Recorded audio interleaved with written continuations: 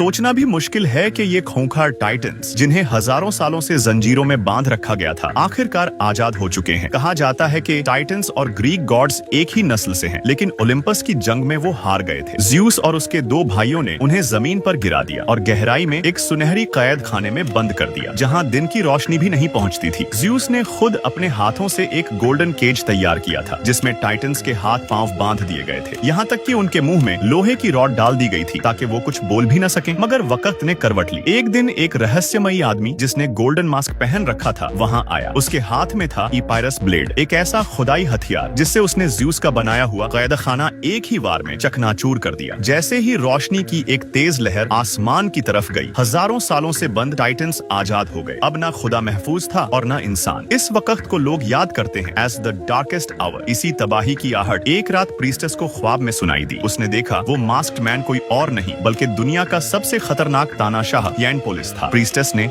अपनी बहनों के साथ मिलकर देवताओं से दुआ की कि वो इस बला से सबको बचाएं, मगर किस्मत कुछ और ही लिखा चुकी थी। यैनपोलिस 10 लाख फौजियों के साथ खुद देवताओं के मंदिर में दाखिल हो गया। उसने न तो किसी देवता का लिहाज किया और न इंसान का, यहाँ तक कि उसने स्टैच्यू ऑफ ज्यूस के सामने थूक तक दिया। असल में कभी ये तानाशाह भी एक सच्चा ईमानदार बंदा था, मगर जब उसकी बीवी और बच्चे बीमारी से तड़प रहे थे तब किसी भी खुदा ने उसकी फरियाद नहीं सुनी। उसी दिन से हायनपोलिस ने कसम खाई, अब कोई रहम नहीं। उसने एपिरस ब्लेड की तलाश में सारे मंदिर तबाह कर दिए ताकि टाइटन्स को छोड़कर वो गॉड्स से बदला ले सके। ओलिम्पस पर बैठे देवता सब कुछ देख रहे थे, मगर वो इंसानों के मामलों में दखल नहीं दे सकते थे। डिवाइन लॉ के खिलाफ जाकर कोई भी खुदा धरती पर आया तो जिस खुद उसकी मौत तय कर देता। उधर जंग का दायरा फैलता गया और आग पहुंची थीसियस के गांव तक। वहां के वार्डन ने ऐलान किया कि सब लोग टार्टरस वॉल के पीछे जाकर पनाह लें, मगर जब सब जा रहे थे थीसियस को रोक दिया गया क्योंकि वो एक गरीब घर से था। एक सिपाही ने कहा, तू बाकियों के साथ नहीं जा सकता, तेरी बारी कल आएगी। थीसियस ने बहुत सब्र किया, मगर जब सिपाही ने उसे बेइज्जत किया तो थीसियस ने उसे जमीन पे गिरा दिया। बाकी सिपाही उस पर टूट पड़े, मगर कोई भी उसे हरा न सका। तब वार्डन ने दखल दिया और कहा कि थीसियस की माँ को महफूज निकाला जाएगा, मगर वो अपमानित सिपाही रात के अंधेरे में अपने ही साथी को मारकर लाश को पहाड़ से फेंक देता है और भाग जाता है हायनपोलिस की कैंप की तरफ ताकि अपनी गद्दारी के बदले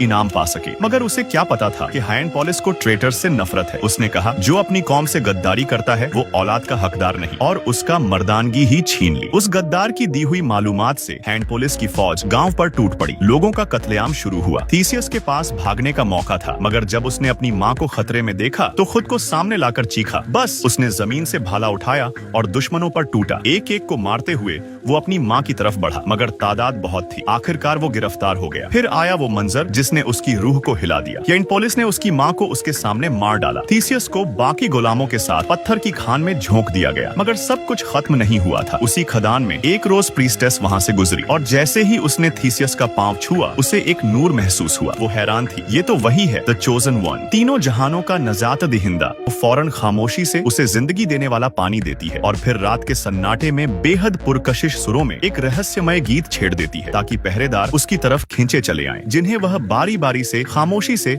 हलाक कर देती है। अपनी बहनों के ताउन से सेंट कामयाबी के साथ थीसियस और बाकी गुलामों को टायरेंट हायनपोली के चंगुल से निकाल लेती है। अगले दिन वो लोग चुपचाप ब्लैक सी के किनारे पहुंचते हैं, जहां एक गुलामों से भरी हुई व्यापारी जहाज को चुराकर भागने की योजना बनाते हैं, मगर किस्मत फिर धोखा देती है। जैसे ही उन्होंने किनारे के सिपाहियों को हराया, अचानक यनपोली की एलीट टुकड़ी जहाज से निकलकर उन्हें चारों तरफ से घेर लेती है। हालत नाजुक हो चली थी कि तभी सी गॉड पोसाइडन ओलिम्पस से छलांग मारता है और हाथ में त्रिशूल लेकर जमीन पर उतर आता है। एक जोरदार गड़गड़ाहट गूंजती है जिससे सेंट को एक पुरानी याद आ जाती है। वो फौरन सबको जहाज से कूदने को कहती है, मगर हैनपोली के सिपाही लापरवाह बने रहे और हमला जारी रखते हैं। ठीक उसी वक्त एक जबरदस्त समुद्री लहर टकराती है। थीसियस और उसके साथियों ने जान पर खेलकर किनारे की रस्सियों को पकड़ लिया। जहाज पर मौजूद सिपाही समुद्र में डूब जाते हैं और जो बचे भी वो ब्लैक सी के काले तेल में फंसकर मरते मरते बचते हैं। थक हार कर थीसियस वगैरह एक पहाड़ी दरार में जाकर वहाँ की चश्मे से अपने बदन से खून और गर्द हटाते हैं। इस हादसे के बाद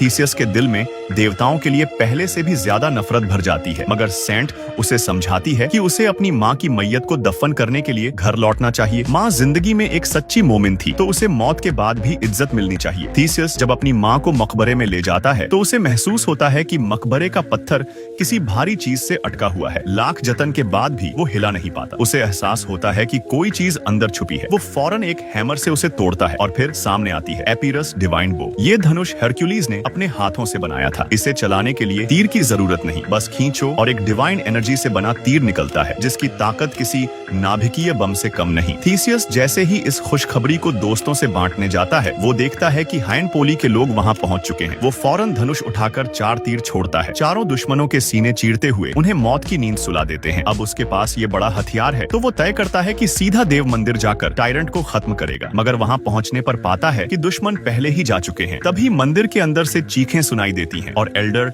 अचानक पागल होकर लोहे की भट्टी की तरफ दौड़ पड़ता है। थीसियस उसे रोकता है, मगर सेंट को एहसास होता है कि उनकी वो बहनें जो उन्होंने बचाई थी अब उसी आयरन बुल में बंद है और जिंदा जला दी जा रही है। सब मिलकर आयरन बुल को गिरा देते हैं, मगर देर हो चुकी होती है। अंदर की मासूम लड़कियां भुन चुकी होती हैं। ये देखकर एल्डर आपे से बाहर हो जाता है और हाथ में हथियार लेकर दुश्मनों की तरफ भागता है, मगर वो खुद एक जाल में फंस जाता है। चारों तरफ से दुश्मन निकल आते हैं। थीसियस भी पीछे से वार का शिकार बनता है। उसका एपिरस बो जमीन पर गिर जाता है, जिसे एक ब्लड हाउंड उठाकर भाग जाता है। तभी अचानक वॉर गॉड आरिस आसमान से नीचे आता है और चंद सेकंड में पूरी एनिमी फोर्स का सफाया कर देता है। उसके पीछे गॉडेस अथीना भी आती है और थीसियस को 2 तेज रफ्तार घोड़े देती है ताकि वो लॉर्थोस माउंटेन फोर्ट्रेस तक जल्दी पहुंच सके। मगर तभी एक तेज रोशनी जमीन पर गिरती है। खुद गॉड किंग ज़्यूस उतर आते हैं। अथीना झुककर उनसे माफी मांगती है क्योंकि उसने एक देवता होते हुए धरती पर कदम रखा, लेकिन एरिस लापरवाही से कहता है कि मैंने तो बस कुछ कीड़े मारे हैं। ज़्यूस गुस्से में जलती हुई आग से डिवाइन विप निकालता है और अपने बेटे एरिस को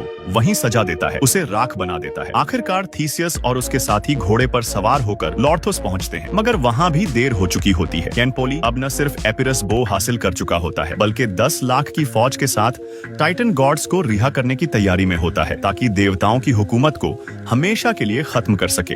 हत्यारा तानाशाह हैनपोली जब विनाशकारी देव बाण डिस्ट्रॉयर डिवाइन बो को लेकर आसमान की ओर झुका तो उसके एक वार से 100 मीटर मोटी किले की दीवार में एक विशाल सुराख हो गया। कभी इतनी तबाही नहीं देखी थी सैनिकों ने। वो सहम गए, हाथ से हथियार छूट गए और डर का साया तेजी से फैलता गया। ऐसा लगा जैसे हौसला नाम की कोई चीज बची ही नहीं। थीसियस ने तुरंत हालात समझे। वह किले की मीनार पर चढ़ गया और सैनिकों को ललकारा, डरो मत इन नकाब पोश डरपोकों से। Oh we must stand and fight for honour, for humanity, for your children, for immortality. उसने खुद सबसे पहले छलांग लगाई और बहादुर यूनानी योद्धाओं को दुश्मन की ओर ले गया। संख्या में भले कम थे, मगर ऊंचे स्थान और देशभक्ति की आग उनके पास थी। जैसे जैसे जंग आगे बढ़ी, हैनपोली मैदान छोड़कर एक प्राचीन मंदिर की ओर बढ़ गया जहां टाइटन जाति को कैद किया गया था। थीसियस पीछे पीछे भागा, लेकिन देर हो चुकी थी। एक तेज चमक के साथ टाइटन की जेल टूटी और रोशनी की उस लहर में थीसियस बेहोश हो गया। होश आया तो देखा कि हैनपोली गायब था और उसके साथ ही वो दैत्य भी आजाद हो चुके थे। एक साथी योद्धा ने एपिरस डिवाइन बो हासिल कर ली थी, लेकिन जैसे ही वो उसे थीसियस को देने गया, चारों तरफ से टाइटन घेर चुके थे। उसने एक राक्षस को जरूर मार गिराया, लेकिन खुद कुछ ही पलों में कुचल दिया गया। इसी बीच आसमान से जमीन पर गिरे कई स्वर्णिम प्रकाश स्तंभ। ये और कोई नहीं, खुद ज़्यूस और बाकी यूनानी देवता थे। ज़्यूस ने थीसियस से कहा, leave here, this is no longer your fight. तुम हाइनपोली से निपटो, बाकी टाइटन हम संभालेंगे। पोसाइडन ने बिना रुके हमला बोल दिया और ज़्यूस ने तो